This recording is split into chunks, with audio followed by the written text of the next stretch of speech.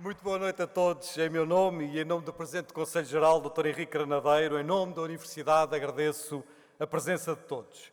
Nas figuras do Sr. Presidente do Supremo Tribunal de Justiça, dos Srs. Presidentes do Supremo Tribunal Administrativo e do Tribunal de Contas, do Sr. Ministro da Educação e Ciência, do Sr. Vice-Presidente da Assembleia da República, da Sra. Procuradora-Geral da República, do Sr. Provedor de Justiça, enfim, em nome de todos, cumprimento as altas individualidades civis e militares, conselheiros de Estado, secretários de Estado, deputados, embaixadores, autarcas, todos os amigos da Universidade que hoje estão connosco. Uma palavra muito especial para o Dr. António Costa e para o gesto da Câmara Municipal de Lisboa, que tanto nos honra. Nós somos a cidade e sem ela não teríamos sentido. Nas pessoas do professor Adriano Moreira e do António Cruz Serra, dos membros dos Conselhos Gerais e dos Senados, saúdo as comunidades académicas da UEL e da UTL, mas também das outras universidades e escolas, na sua imensa pluralidade e diversidade. Tem sido mesmo, uma viagem extraordinária, pela Universidade Pública, pela cidade e por Portugal. Quando os outros se calam, nós falamos. Quando os outros se resignam, nós fazemos. Quando os outros se demitem, nós não. A força que agora estamos a construir é para ser posta, e para ser posta por inteiro, ao serviço do Portugal futuro. Chegou a hora de agir, de responder a um país que não pode tornar-se cético a ponto de descrer da própria vida. Esta crise, não pode ser pretexto para regressarmos ao passado. Temos direito a um país livre, a um país limpo, a um país justo. Hoje não venho falar-vos da Universidade, venho falar-vos de Portugal. Durante muito tempo, o meu país esteve dominado por vozes que foram explicando as nossas particularidades como povo. Teríamos nascido para intermediários, para mercadores. Teríamos nascido para ligar culturas e continentes, mas não para produzirmos.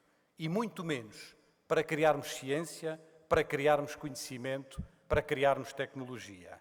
E este tem sido o nosso drama. Tem sido o nosso drama pelo menos desde o século XIX. E já Bernardino Machado dizia, na célebre oração de Sapiência de 1904, uma nação sem originalidade, que nada cria, nada inventa, nada descobre e apenas vive de empréstimos materiais ou espirituais, se ainda conserva a sua autonomia, não está longe de perdê-la. Desperdiçamos 50 anos do século XX abandonados a uma pobreza resignada, a um país sem educação, sem ciência, sem cultura. Como se a liberdade e os direitos se pudessem trocar por um pouco de segurança e de paz, que afinal não era paz, mas sim guerra. Afastamo-nos dos centros científicos e culturais e é essa distância, esse fosso que explica as nossas fragilidades, que explica as nossas dificuldades. Este é o problema de Portugal. Um problema que começamos a resolver no ano em que houve mesmo primavera, no mês de abril. Desde então passaram 40 anos de uma vida nova. Uma vida que fica também marcada pela Europa. Dedicamos-nos e bem à educação, à cultura, à ciência. Conseguimos ser Europa e colocar-nos a par de países que há séculos investem continuadamente em educação e em ciência. Mas faltou-nos capacidade para reorganizar a administração e para reorganizar a estrutura económica do país. Não soubemos utilizar os fundos europeus para transformar Portugal e o dinheiro circulou sem contribuir para o reforço da sociedade e para o reforço da economia. E assim entramos no século XXI. Entramos no século XXI com 3 camadas que coexistem sobrepostas. Uma geração qualificada e bons índices de educação e de ciência, uma estrutura de administração e um tecido empresarial frágeis e em grande parte ineficazes e um país com zonas de pobreza e enormes desigualdades. Quando a crise se abateu sobre a Europa, estávamos mais desprotegidos do que os outros e certas ideologias logo se apressaram a explicar que era preciso recuar, que em vez de futuro teríamos de voltar a ser passado. Como se agora, como se agora a nossa única esperança fosse apenas a de sermos expulsos do inferno. Mas em momentos assim, e isto é o mais importante que tenho para vos dizer, em momentos assim, de crise e perturbação, as sociedades encontram no fundo de si mesmas energias que pareciam adormecidas e que de repente acordam. Não sei se estamos a despertar de um sonho ou de um pesadelo, mas o importante é acordar. Acordar e agir. E agir quer dizer ligar as 3 camadas de Portugal que estão separadas. Ligar a geração qualificada à ciência e à tecnologia, à reorganização do Estado e da economia, sempre, mas sempre, com uma forte consciência social. No Portugal de hoje, no Portugal de 2013, a responsabilidade primeira desta ligação, da ligação entre estas 3 camadas, está nas universidades. São muitas mesmo, as mudanças de que precisamos no Estado, na sociedade e na economia. Mas também eu, tal como Alexandre O'Neill, também eu não quero que Portugal sejam só 3 sílabas e de plástico, que sai mais barato. É urgente colocar o conhecimento, a ciência, a formação superior ao serviço de um novo modelo de desenvolvimento e, para isso, é necessária uma concepção radicalmente nova de universidade. Eis o que nos trouxe a este dia.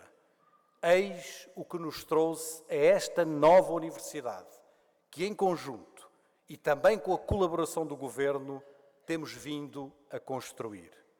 Com os olhos na ciência, com os olhos na cidade. Com os olhos na ciência, na energia do conhecimento e das novas gerações, pois está aqui o lugar de inovação, o lugar de mudança da sociedade portuguesa. Com os olhos na cidade, porque somos Lisboa, porque somos universidade pública, aberta, sem fronteiras, porque a universidade é a cidade e daqui vê-se o mundo todo. Peço desculpa a um homem que muito admiro, ao professor Miller Guerra, mas acabamos de provar hoje que as universidades também se autorreformam, não é? E dizemo-lo com a consciência clara da imensa responsabilidade que isso nos traz. Porque as universidades já não são apenas universidades, no sentido tradicional do termo.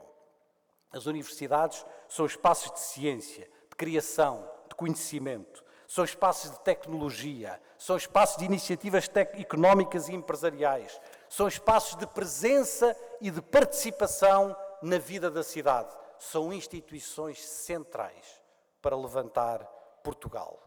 É para isso que precisamos de liberdade. Liberdade de pensamento crítico, liberdade para construir alternativas, essa liberdade incondicional, essa liberdade sem condição que define a universidade. Liberdade que é também vontade, liberdade que é também compromisso, liberdade que é também despojamento. O que me traz a esta aula magna, no meu último ano académico como reitor, é muito mais do que uma nova universidade. É o sonho de uma universidade inteiramente comprometida com o futuro de Portugal e dos portugueses. Desespero e mais desespero? Muito bem. Simplesmente, como diz Torga, é necessário que, esgotado o cálice da amargura, surja a bebedeira da esperança. A humanidade quer seguir viagem. É difícil dobrar o cabo? Claro que é. É estreita a passagem? Claro que é. Sabemos bem que nesta barcaça não passaremos. Mas num navio de maior calado e velas amplas, com a coragem do presente, com a coragem do futuro, passaremos de certeza. Sim, passaremos. Porque há causas que dão sentido à nossa vida. Sim, passaremos. Porque a eternidade é agora ou não será nunca. E é agora que o país mais precisa de nós. Sim, passaremos. Juntos, solidários e livres, passaremos.